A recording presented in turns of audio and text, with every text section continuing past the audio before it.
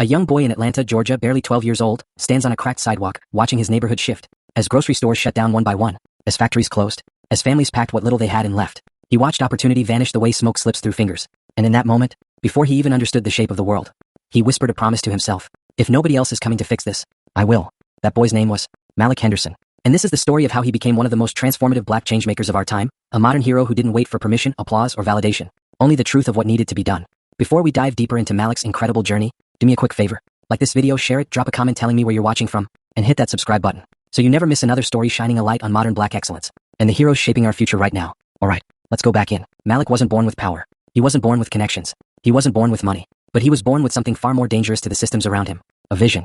Growing up in a neighborhood redlined long before he was born, Malik learned early what inequality looked like. Not from textbooks, but from watching his mother stand in line at underfunded clinics, from seeing kids walk miles to school because closed bus routes cut straight through black communities first. At 14, he spent afternoons at the local library, one of the few buildings still standing strong, devouring books about community organizing, urban development, and people like Fannie Lou Hamer, Ella Baker, and Fred Hampton. Books taught him what the world tried to hide. Experience taught him what the world tried to ignore. By 16, Malik began tutoring younger children for free.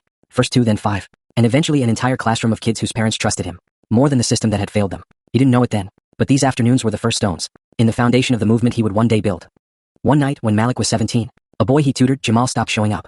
A week passed, then 2. Worried, Malik went looking for him. He found him sitting alone on a stairway behind the old apartment complex, head in his hands, backpack gone, a stack of school suspension notices beside him. Jamal had been expelled not for fighting, not for drugs, not for violence, but for missing too many days of school after his mother lost her job, and he had to watch his younger siblings. The zero-tolerance policy had zero understanding for circumstances too common in communities like theirs. That moment shattered something in Malik, but it also woke something up. He realized that he could tutor one kid at a time, or he could fight the system that made tutoring a necessity in the first place. So he made a decision. A quiet, powerful decision that would echo into the future. We will not let our kids fall through cracks they didn't create. At 19, Malik founded Ground Up, a grassroots organization focused on rebuilding underserved neighborhoods through education, job training, and economic reform. What started with one room in an abandoned strip mall, borrowed chairs, donated books, and volunteers who believed in the cause quickly grew into something unstoppable. First, Ground Up restored access to after-school programs. Then they created job training workshops. Then food distribution networks. Then they partnered with black-owned farms in Georgia to bring fresh produce to communities where grocery stores had disappeared. Soon, local news picked up the story. Then national news. Then universities began inviting Malik to speak. But with attention came resistance.